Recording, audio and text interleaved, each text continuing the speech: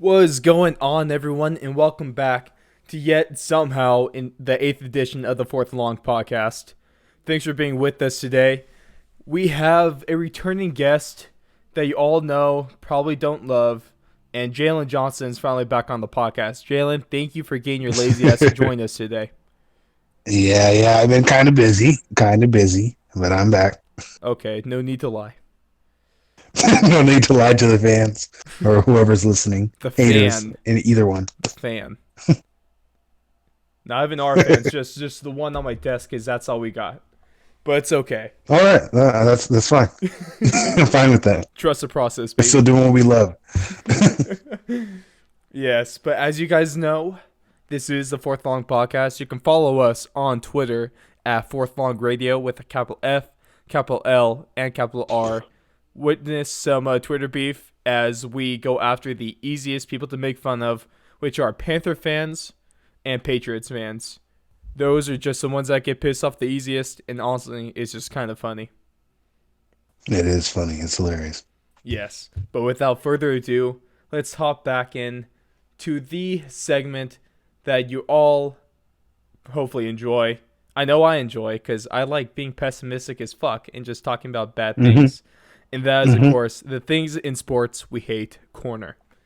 Yep. And Jalen, me and you have something pretty mutual this week. Mm-hmm. And it's not just something from this week, it's from the last few weeks, maybe the last 6 weeks, now last 7 weeks now.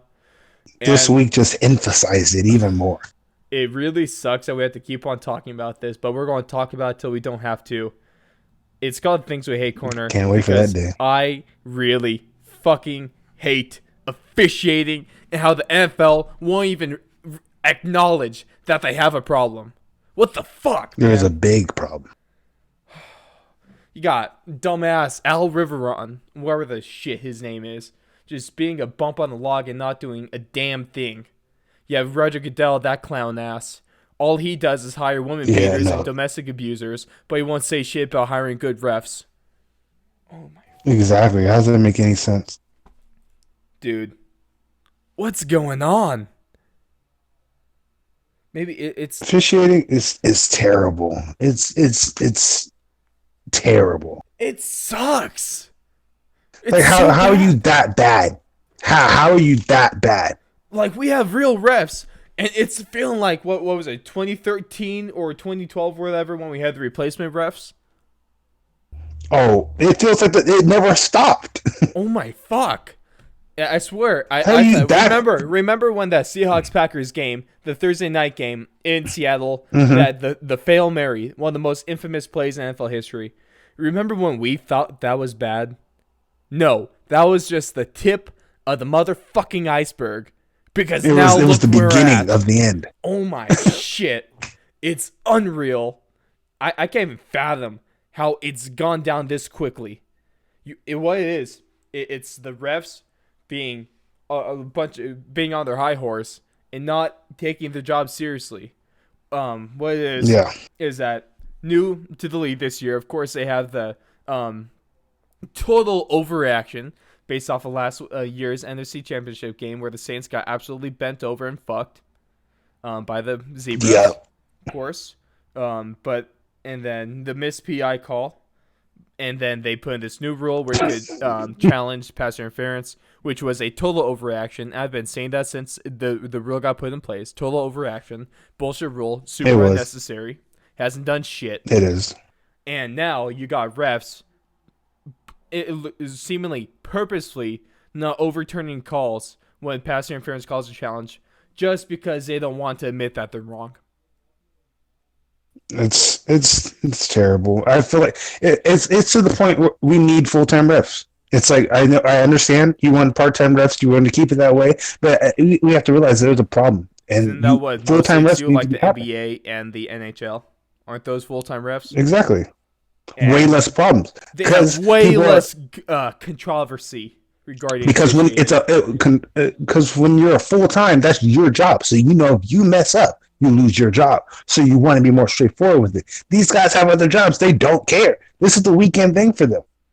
Like, if I play in a weekend rec league, I'm gonna play around. I'm gonna have fun, but I'm gonna play around. It's not as serious to me because it's a weekend rec league. I'm not playing to get into the NFL. No, officials' careers are not on the line like NFL players are every week, and that's just a Every fact. week.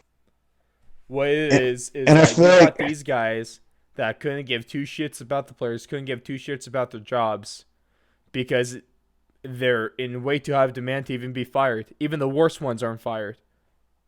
exactly. Is because Roger Goodell is a spineless, coward, piece of shit, and I can't wait till he's fucking fired. I hate him. It doesn't make any sense. It's if you have all these players who they're all out every single week to put the best football game forward that they can. Why not have the best rest possible so that the game isn't messed up and taking the game out of the player's hands? Well, Jalen, they don't do that because that'd be the right choice, and this is the NFL we're talking about, which doesn't Exactly. do a damn thing right. But I will still continuously watch so I have something to complain about until it's fixed. Exactly. That's the conundrum I am faced with, and I hate it, but I love it at the same time. Exactly. I love me some football, especially some Sunday football. Start football at 10 a.m., finish around like 8, 8:30. Check fantasy football leagues, relax. That's a good day. Wait, But Jalen, officiating sucks. you said check fantasy football teams and relax. How the fuck do you relax while watching fantasy football? It was more just a generalization. That was a really shitty generalization. Bitch. I try not to look at my fantasy football until after games are over. So it's more of a stress. I try to stress in not between to, the games. but I am a dumbass and I stress out about that, and then I can't even control it, but I still look because I like watching train wrecks happen. I guess. Fuck fantasy Yeah, no, football sometimes. it's bad. It's definitely bad. It's just, I try to watch and enjoy the game, but sometimes I feel like I'll be watching a game, and sometimes I'll have a player on my team, and I'll stop caring as much about the win as I do about my points. Yeah, especially I'm just a bad person at that point. I'm a bad fan, but it's not Yeah, like as a Broncos fan, it's not like I have that much to be a fan of because the Broncos fucking suck. 30-6. Shut up. That's pretty bad. Shut up. Shut up. Yeah, it's a backup quarterback too. That was Well, it doesn't matter because Andy Reid has one of the best offensive systems in the league, only behind definitely Bill definitely Belichick. has one of the best. And like you could obviously see Patrick Mahomes makes that offense, but still the offense is still good enough to work without him. Oh yeah, because he's But I just really still damn think good. And he has that just extra unstoppableness to oh, it. of course, of course, of course. But with that, we got a little off topic in the end. But that is the things we hate corner for this week. Moving Got a on little intense. to just a little bit, right? Fucking hell. All right, moving on to the week 6 power rankings. I'm gonna give my top 5. Jalen isn't gonna give his because mine's the only one that matters because I'm right, of course, as we all know. Let's just go with that. All right, number 5 is the Green Bay Packers. They I will be telling you when I disagree with you though. So Yep. But so they've been performing. Their offense has been cranking. Matt LaFleur has been a total fuck up, like the fat fuck they used to have in Mike McCarthy. Their defense is actually playing defense for the first time in 5 seasons, first time in 5 and they're seasons. playing complimentary football, and they're just winning games. As simple as that right now. But Jalen, why am I wrong? No, I agree with the Packers. Packers Oh, are definitely a top 5 team right now. I'll agree with you on that one. All right. What about number 4 with the Seattle Seahawks? Somewhat questionable defense. I'll give it to them for but now. the offense is jamming. Because their defense gave up a pretty good amount of points to the Browns, give up a decent amount of points to the Rams, which are, of course, teams that can play good offensive football sometimes if they give a fuck. But Russell Wilson's looking MVP right now. Yeah, no interceptions right now, I believe. Are you serious? That's a lie, right? There's no No, way. I'm pretty sure he hasn't thrown an interception yet. I He's also ranked second in they have a new. I guess I'd never seen the stat before. I just saw it today. They have a new thing. Most passes or percentage of passes that were interceptable. Ah, So he right now has, I think it was a 1.7% of interceptable passes thrown. that's pretty First good. place is, huh? That's pretty good. Yeah. Aaron Rodgers, I believe, was first place with about like a 1.6 or something like that. And Kyler Murray was third place with a 2.7. Well, Jalen, sweet damn, you're actually right. Russell Wilson has 14 touchdowns and 0 interceptions. Sweet damn. That's crazy.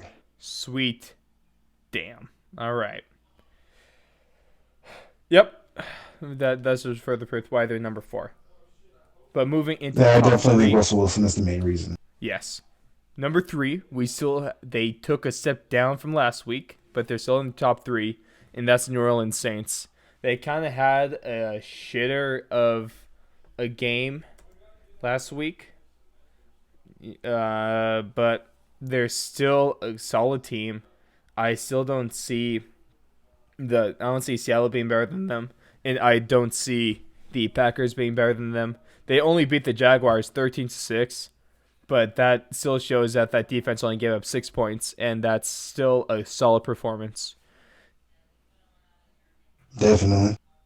I think they have they need some stuff to work on. But then again, they're moving Teddy Bridgewater right now, who I still think is a top level quarterback in my opinion. He's I feel an been given NFL the short starter. end of the stick lately. Yeah, definitely an Hey, NFL to the starter. Broncos. Maybe. I feel like that's a good move for him because Joe Flacco's not doing it. He's elite at not being elite. Exactly. Does that still make him elite, though? elite. Exactly. Joe Still Flacco elite. is an enigma. That's why he's a Hall of Famer. Don't at me. You heard it here first. Joe Flacco is elite because he's elite at not being elite. That's still elite. You're damn right. Feel free to add us. You'll be wrong. But moving into our top 2 now. They have taken a step up from last season. The number 2 team in the NFL right now is the San Francisco 49ers. They are for real. Don't try to dispute it.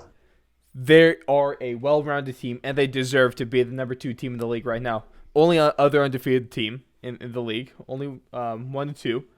But what really proves it is their offense is doing good, but they have the number 2 overall defense in the league. And defense wins championships, as we all know. Look back to Super Bowl 48, where the number 1 defense faced off against the number 1 offense, and the number 1 defense absolutely face-fucked the competition. Yeah, I think it's. I think I still haven't seen anything yet. I feel like the Rams were on. Like the Rams are the best team they played so far, but the Rams are really struggling right now, and they didn't have Todd Gurley.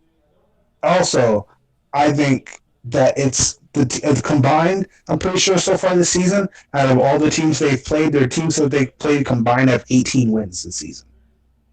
18? 18 wins total out of all the teams they've played. It's week 6. So that means the teams that they had. So the Niners have played 5 games now.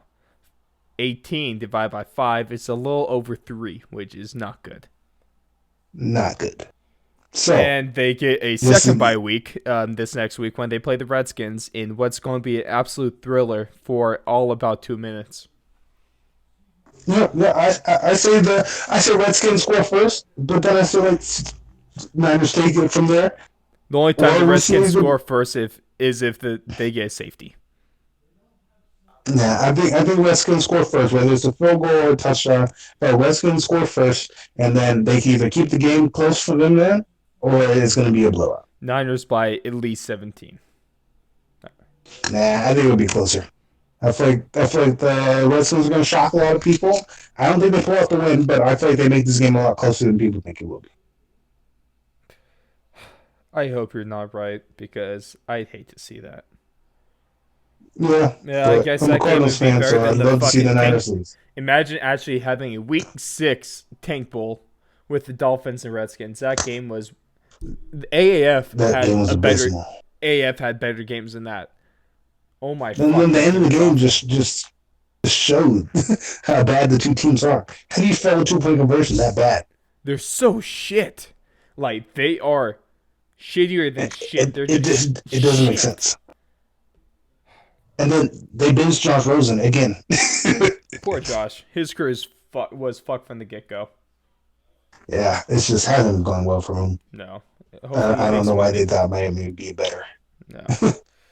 But with that, our number one team, to no surprise, is still the New England Patriots. They just haven't had any signs of slowing down. Tom Brady is playing the fuck out of that system quarterback that he is. Bill Belichick is out scheming the fuck out of everyone. And they're playing some really good defense. And that is because their defense is number one overall in the league. Jalen, anything Patriots are definitely to say number about one. the Patriots besides what's already been said? Is there anything to say about them besides they're damn good and Super Bowl favorites? You gotta just have to hope they slow down. Let everyone else have a chance.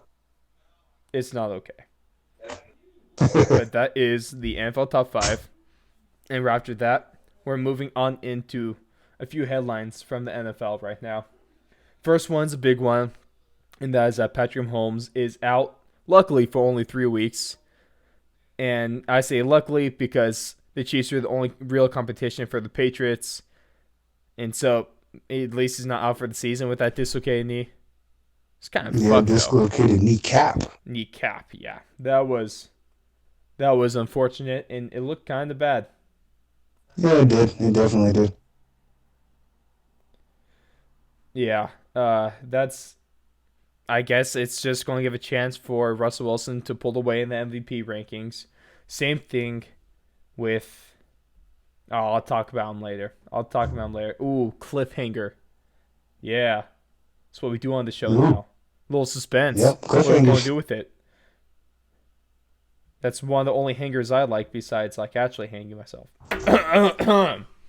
All right, back to sports.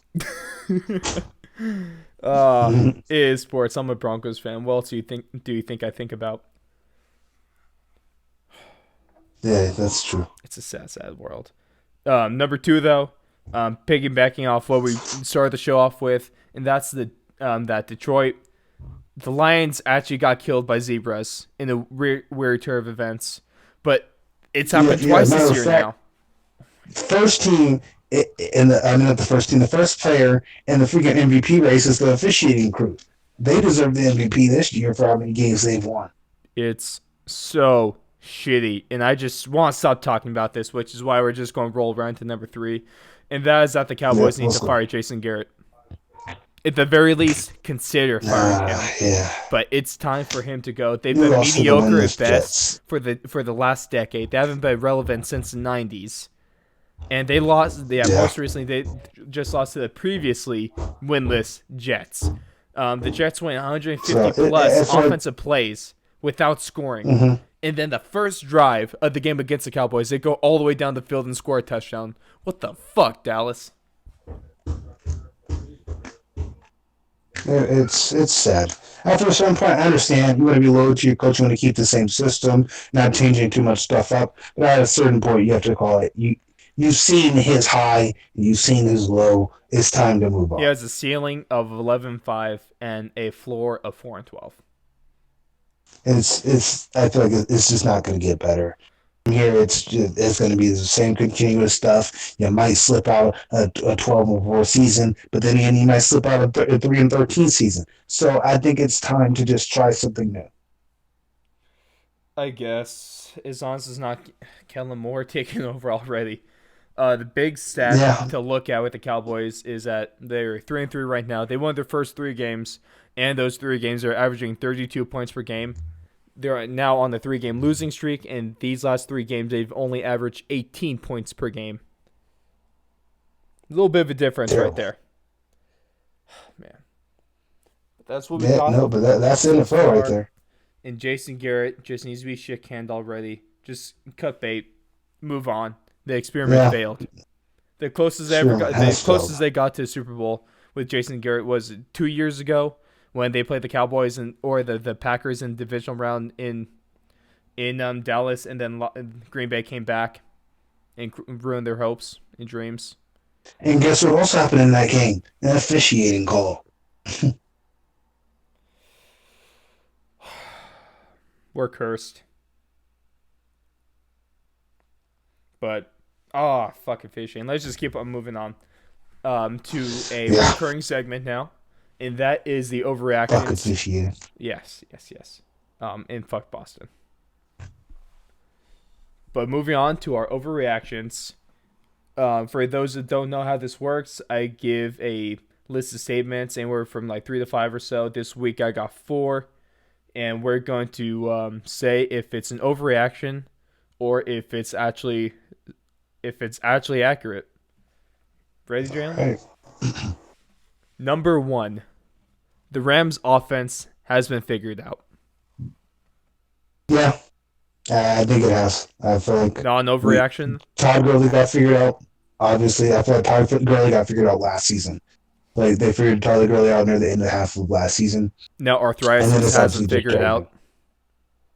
Yeah, it's sad to see sometimes because teams become so dominant sometimes, and then sometimes it just goes off the hill, and that's what's happening to the Rams right now. And their offense just isn't working, and they're just not changing anything, so it's just staying the same. This stat might not seem significant so far, but it has shown a drop-off. In the 2018-19 season, the Rams' offense averaged 33 points per game, while this year through 6 games, they've only averaged 25. That's about That's a little over a touchdown less a game. So it's nothing major, but it's definitely a sign of things that might be happening, you know? But I'm also it's definitely showing some type of downhill road. Mm-hmm. I'm going to go with overreaction for now, but that is subject to change. I feel like they still have time. I feel like it's only been 6 games. They could still pull it off. No one really knows what. Yeah, I feel like they could do a lot. Yeah. So Jalen, you're going non-overreaction. I will go overreaction. Statement number 2. It's an overreaction. I feel like they're figured out. I feel like they're figured out, but I feel like at the same time, I feel like they might have something. Like they haven't had to use everything yet. Okay. So they might just been being repetitive. Like, okay, maybe this might work. We don't need to pull this out yet. I'm hoping that they have something in the bag that they're still about to pull out maybe this week because it is 3-3. You don't want to go below 500. So let's hope they pull something out this week. Yep. So as of right now, I would say overreaction. Moving on to statement number 2, and that is that the Browns season is over. I don't think so. I feel like they stay competitive with the Seahawks. Seahawks one of the top teams right now. So I say it's overreaction. I think they picked it back up last season. I mean, not last season, last week. So I would say this week and the week after will decide if it's it's time to figure something out. That's fair. You want me to give you a stat real quick? Go ahead. So at this time last season, through 6 weeks, the Browns were actually better last season than they are now. Last season, at this point, they were 2-3-1. This year, they're 2-4. Oh wow! Right? So they're really about the same. Right? The Browns are just an absolute factor of sadness. I'm surprised suicide hasn't spiked in Cleveland. Yeah, I just feel like on paper they just look so good. Yeah. Man, but they're 2-4 right now. Baker Mayfield this year is only 56.6% completion percentage with 5 touchdowns to 11 interceptions. And that's why I'm going with that's not an overreaction. I actually think their season's over. Before the season even started, I knew they were going to be overrated. I thought they were going 9-7 at best and missing playoffs. And if you don't make playoffs, that means their season's over. I think their season's over because they're not going to make it. If we're going off of that fact that they're not making playoffs, yeah. That's what matters in the regular season. The only thing is making playoffs. And that's why they turn success off of. Definitely. Yep. Moving on to number 3, in that it is time for the Carolina Panthers to trade Cam Newton and go forward with Kyle Allen. Um, overreaction. Okay. I feel like you wait because you don't want this to be a How fluke. long do You you know, wait some though? How much longer do you wait? because I feel like it's Cam Newton. It's not like a Tom Brady's playing bad or something and he's 41. It's not that. It's Cam still a young quarterback who still Mhm. has a lot of potential to even probably get better than he already All is right, but what or do you go back to do his MVP when? form. All right, you're Carolina's coach. What do you do when Cam Newton is healthy in probably around a couple weeks, but Kyle Allen's still doing as well as he has been over these last 4 games? Do you start Cam Newton or do you keep going with Kyle Allen until he fucks up? Yeah, I feel like you have to because it's Kyle Allen's it hasn't been seen in the NFL. So I feel like it could just be teams haven't figured him out yet. Because like you don't want to do that, trade Cam away. Now you have Kyle Allen, who people just don't get yet, and then people figure him out, and he turns into a Baker Mayfield type Yeah, situation. that's So a fair it's point. just you don't want to risk it. And yes, you do have Will Greer still on the bench, and he's going to develop and most likely end up being that franchise That was quarterback the at the some West point. Virginia quarterback, right? Yeah. So I feel like it still can go positively for them, That's but fair. Just a I feel like couple you just quick don't want to risk it stats too early. on Kyle Allen. So far this season, he's played in 4 games. He is 4-0 with a 65.6 completion percentage, 225 yards per game, 7 touchdowns, and no interceptions. And he is the first quarterback in NFL history to start his career 5-0 with no interceptions. On his career, he has 9 touchdowns to 0 interceptions. So if anything, right now, at least he's not Yeah, making those shitty decisions like a lot of rookies and young guys do, which is a good sign. that's very true. But staying with the Panthers for our fourth statement, and that is that Christian McCaffrey should win the MVP. Um, I feel like it's not an overreaction. I feel like it's definitely possible. I feel like he's definitely in the top three for that conversation right Who's now. top three right now? So yeah, I definitely say that's not overreaction. That can definitely happen. Yeah, Jalen, who's top three right now in your opinion? Yes, top three right now. Patrick Mahomes is down. He's going to be out for 3 weeks, so I think that automatically takes him out of the top three right now.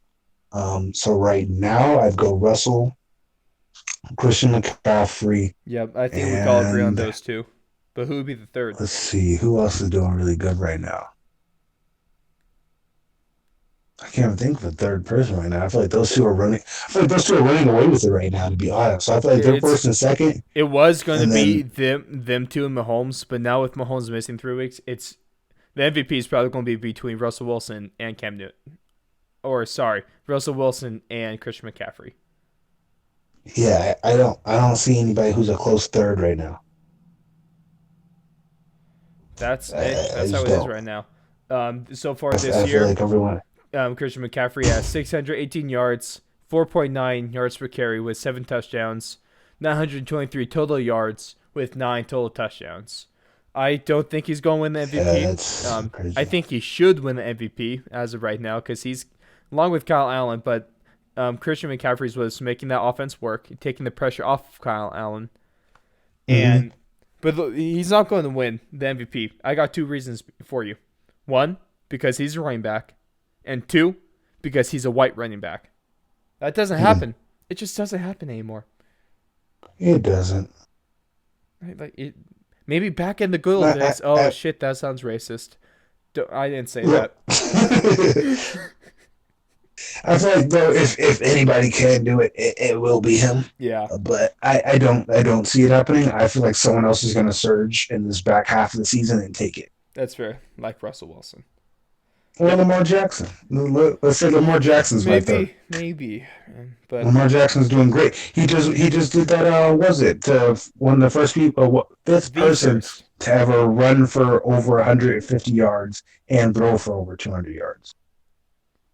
What can I say? He's proven to everyone that he's not just a running back, but he's also a quarterback.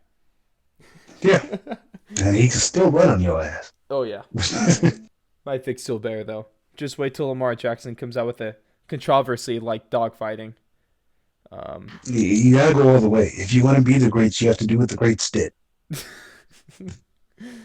uh, I'm not sure if that's the right thing to do, but They are in Oh, go all Maryland, the so way. maybe instead of dog fighting, they have underground crab fighting.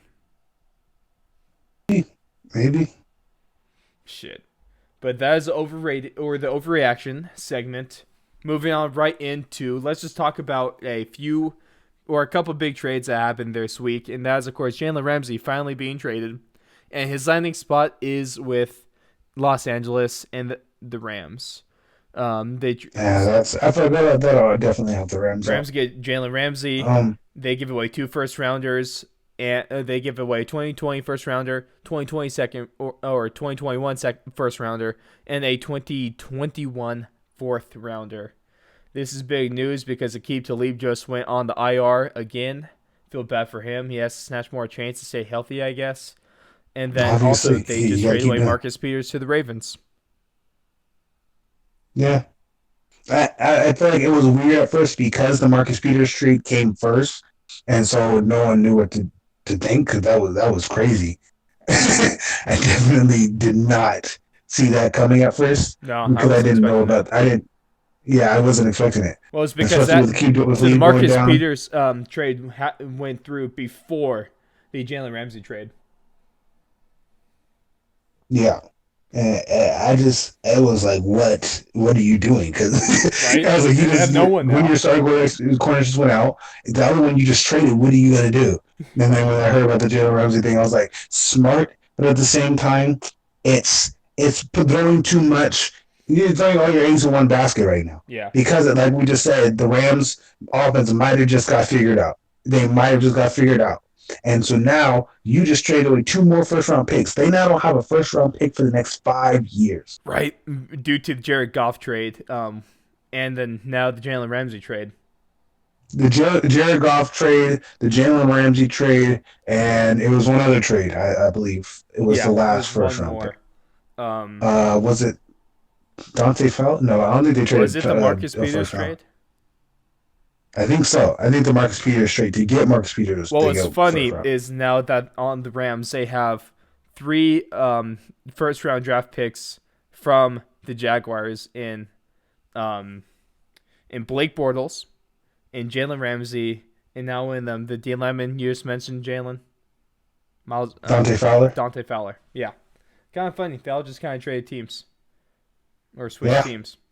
It's you're throwing way too much into you think in the next 2 to 3 years your team is going to be great. And then I don't also at the think same Jalen point, Ramsey's worth 2 first rounders.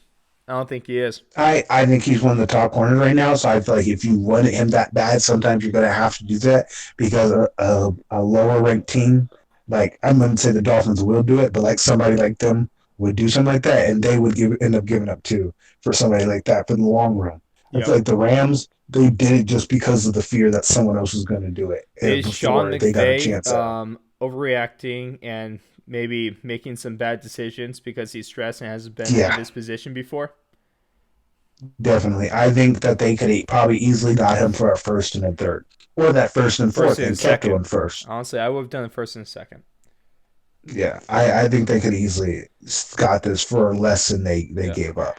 I feel like the Jaguars definitely won this trade Yep. outright right now. I feel like in the next couple of years, the Jaguars definitely won this trade. I feel like in the long run, it will definitely be the Rams if Jalen Ramsey plays how he was playing in years past. I feel like then it would go to the Rams. But I feel like as of right now, Jalen Ramsey hasn't proven this season that he's worth 2 first rounders. So I would say as of right now, Jaguars win this trade. But I feel like in the long run, it'll definitely be the Rams. But I feel like they shouldn't. That 5 years out of first round pick, that's a long time without a first round pick. You don't know what type of talent's going to be in that first round for the next 5 years. I believe it.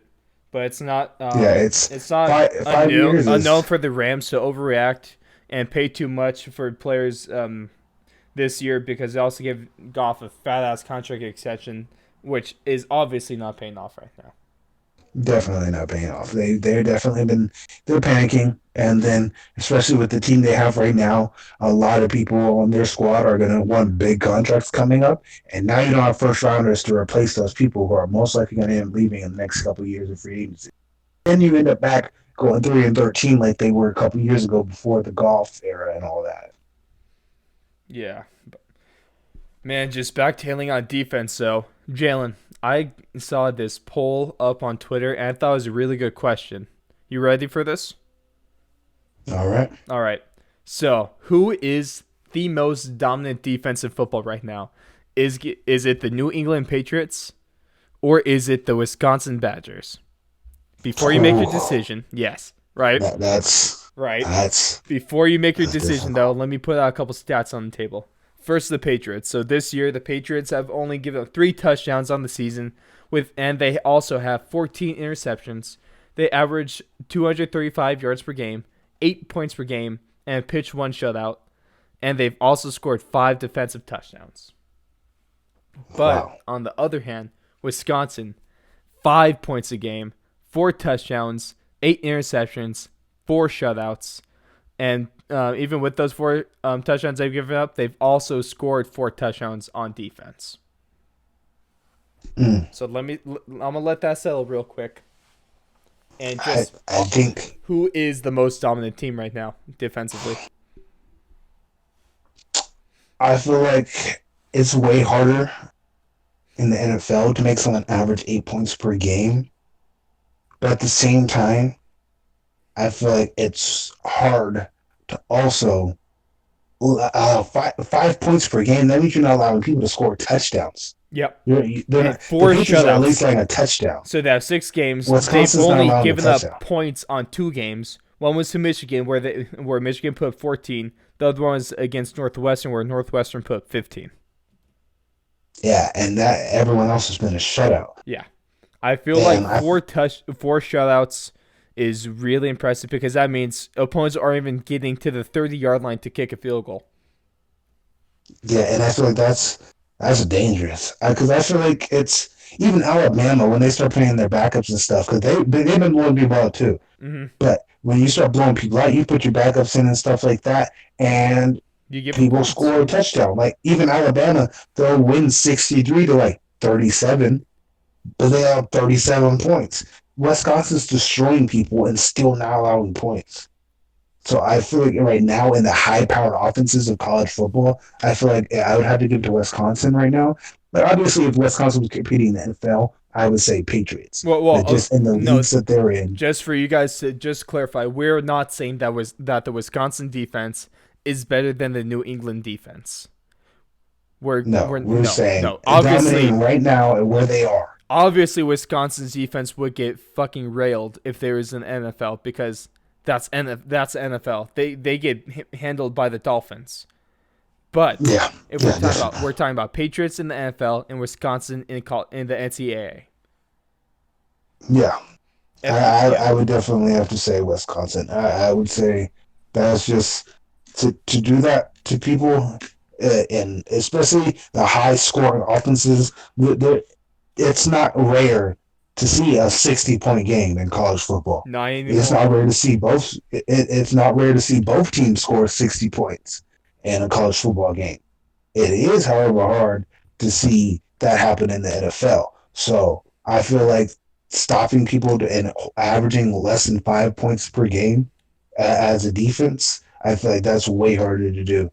I agree with you, Jalen. As of right now, I would say Wisconsin's defense is being more dominant at the moment. I do agree. But for those listening, if you disagree with us, or if you agree for that matter, feel free to, at the show, feel free to give your opinion on this. I want to hear what you guys think. Even if you are wrong, I still want to hear you. But, yeah, of course, Twitter page, Fourth Long Radio, capital F, capital L, capital R. And we'll definitely be posting a couple of polls throughout the week, just leading up to a couple of stuff, just so we have some stats of our own leading up to the next couple of podcasts. We'll probably have a couple of just things up there just to go up against some funny ones, some serious ones. Jalen, get your lazy ass back on the Twitter, please. I hate having I to carry know, the I whole show will. on my shoulders because I they're know, getting a little I know. tired I'll at be- this I'll be point, back. you know? I know. I'll definitely take back my social media, my head social media duties. Thank you, Jalen, head of social media for the Fourth and Long podcast. A very, very honored position. A lot of Yes, it tradition is. behind that. A lot of tradition. A lot of tradition. 5-8 weeks of it, yeah. But that is what we got in football this week. Just quickly, I want to move into some UFC and just quickly go over what happened during Fight Night Tampa last Saturday. The big three fights. Let's go with the not the co-main first. Let's go from descending order of where they were on the card. The first one I want to talk about is Nico Price knocking the fuck out of James Vick with a grounded kick. Nasty up kick. This That dude was was nasty. this dude Nico Price was on his back with James Vick looking over him, and he takes his leg and puts his heel right above the left eye of Vic, and he went Let's limp be honest, real Ross. quick. Let's be honest. He didn't put it to his left eye. He put it to the back of his skull.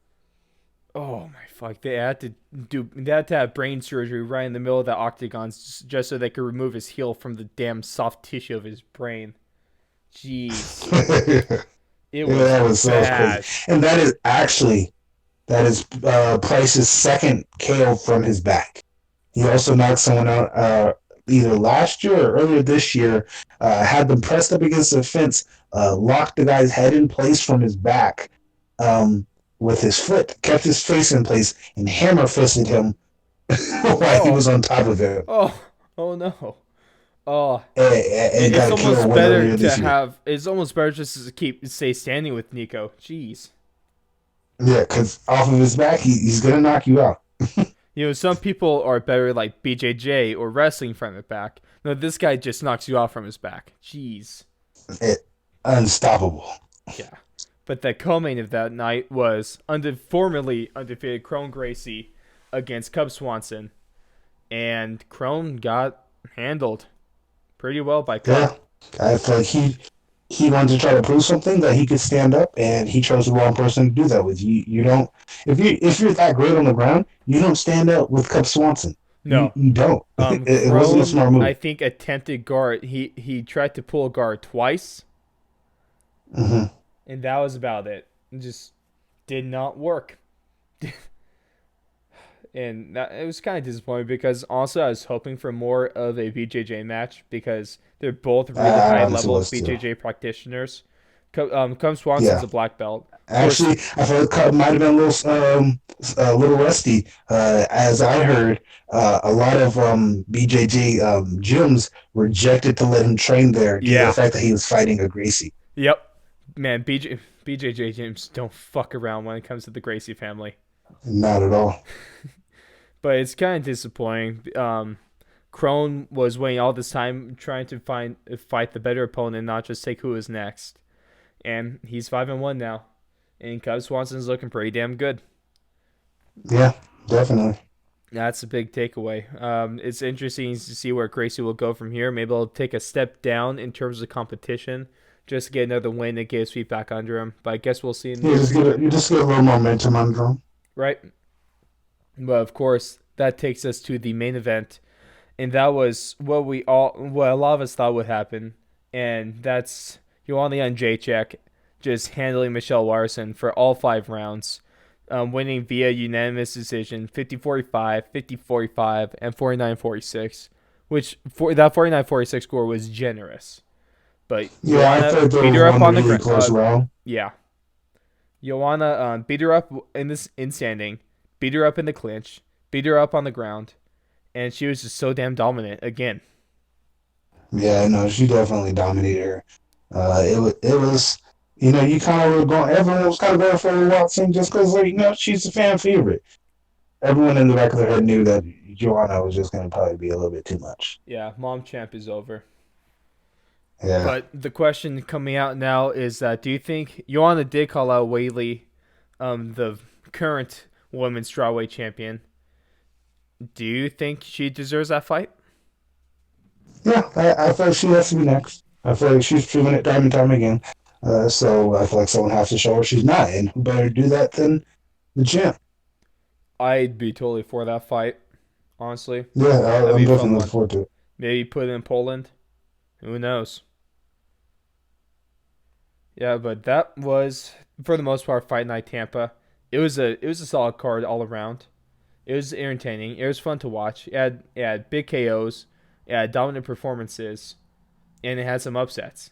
I don't think there's much else you could ask for in the card, especially a fight night. Yeah, definitely. So it was a solid card. Nothing too like it wasn't like crazy good. It wasn't crazy. It wasn't bad though. So I feel like it was a good card. It was a good card. Yeah, I'll give it a 3.5 out of 5.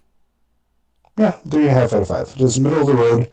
There was knockouts, so yeah, it was exciting. There was some decisions. Some fights went close, some fights weren't. Mm-hmm. It was Not bad, it was though. all over the place, but it was okay. Moving from one fight night to the other, though, Fight Night Boston, which is actually on right now as we are recording this podcast on the Friday night. It's pretty good so far. It's been all right. We're Yeah, no, definitely. the big two fights were Freaking Yair and Stevenson are freaking going at it right now. yeah they are they're trying to kill each other, which is the first. Yeah, definitely. This was a big fight. Of course, they're having the rematch from like a month ago, where in Mexico City, the fight ended like 12 seconds into it via unintentional eye gouge. Yair eye gouged Stevens. Stevens took the full 5 minutes. They waved it off, and now they're fighting again. And this fight is even better because they have bad blood now, because they're trying to kill each other. Yair came out of the start. And stuff like that. Yeah, Yair came out of the start of the fight and ran into a jumping just kick. He just jumped in the air and just freaking threw it, just Didn't kicked land. straight to the face. It wasn't really that He close. missed. He missed, but he was going for it. It was worth a shot, I guess. It was kind of cool. Nothing Jorge Yeah. Masvidal levels, but it was cool.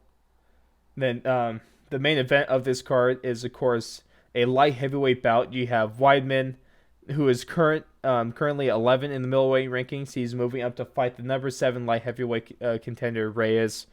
Weidman's 14-4, Reyes 11-0, undefeated. This is going to be a big fight. Let's see. Honestly, if Weidman wins this fight, that might put him already into title contention with John Jones. So this fight is big. No, I feel like he has to fight one more person.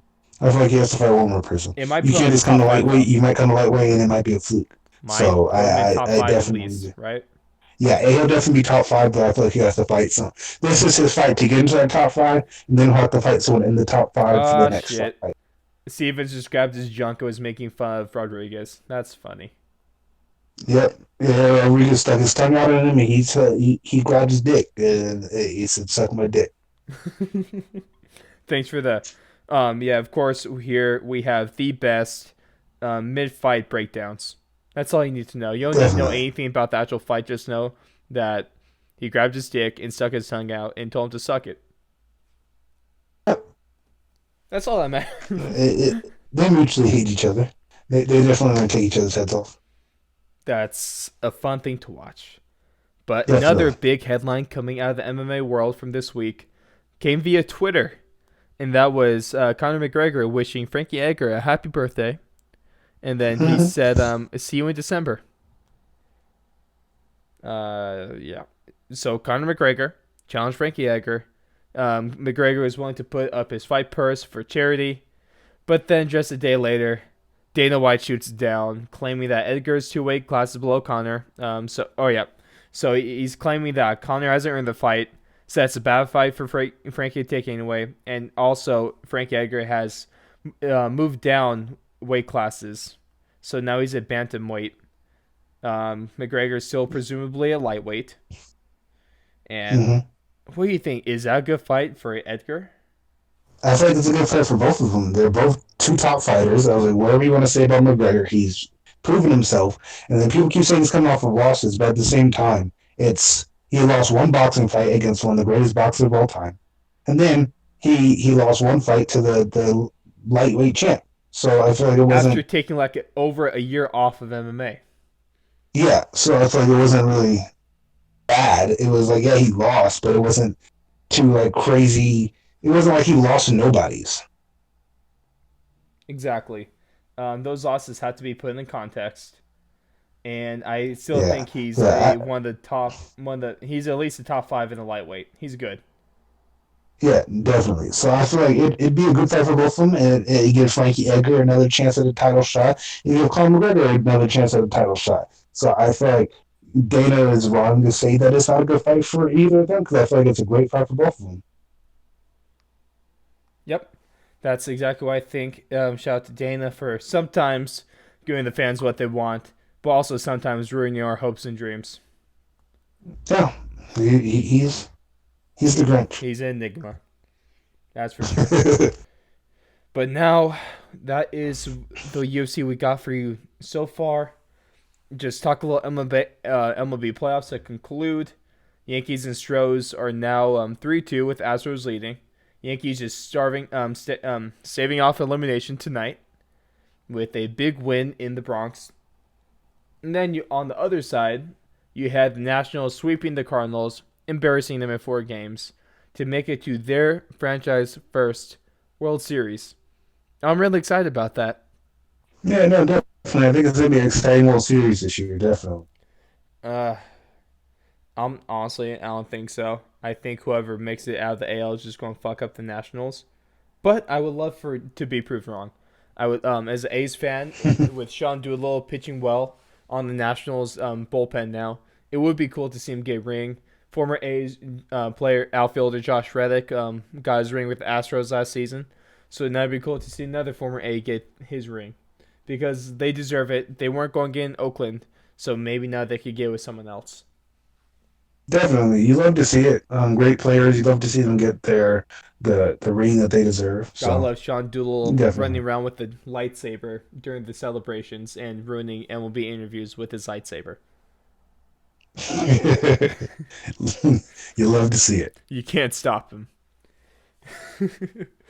Man, that is just as professional as this podcast is, right? And So by that again? I mean not professional at all because this is a shit show, and but it's the best shit show in the entire fucking world. Yeah, I hope we do get bigger because the bigger our audience gets, the better we can make this show. The more we can improve it and just make it better for Who everyone. So doesn't want to hear two guys, at least two guys, talking shit about sports for around an hour? yeah, it's You all glorious. know who doesn't? You know you want to see it. Communists. No, So what that nobody. means is that if you don't listen to the show, you are a communist like LeBron James because he supports China. Okay, Let's go let's not Hong do Kong, that. baby. Democracy. Fuck you, NBA. Fuck you, Okay, China. I like Winnie the Pooh. okay, let's not let's not do that. Fuck yeah, we're doing this, Jalen. What do you expect? Me to be civil? Yeah, a little bit sometimes. Yeah, I do. Well, you're wrong. And with that, that wraps us up for this week. We started a shit show. We're going to end as a shit show because we're the best shit show in Definitely. the entire fucking world. Give us a follow And on as we're Twitter. ending, Yep, yep. yeah, Stevenson just had his feet pinned to the back of his head. Oh, They're getting up now. I But love some he good has, yoga. He's just helping him stretch. What a guy. yeah, yeah. You know, let a guy. They love each other. Now they're hugging out a little bit, throwing punches. You know what Oh, I'm saying? The love taps. oh They love yeah. each other. Okay, going to the round There's now, no but hatred in love this fight at taps. all. No hatred whatsoever. What a couple of great guys. Great guys, both of Yeah, them. but follow the show on Twitter at Fourth Long Radio, capital F, capital L, capital R. Follow motherfuckers because what you're going to see is shit talking. You're going to see some good sports memes, and you're going to see me getting most recently into an argument with a Patriots fan because I called Tom Brady a system quarterback because he is. Don't fucking at me. Bill Belichick's the greatest coach of all time, and Tom Brady's the greatest system quarterback of all time. Definitely. Yep. Fuck you, China. Thanks for listening, everyone. Hope you have a great rest of your week. Go Hong Kong. Fight for victory, baby.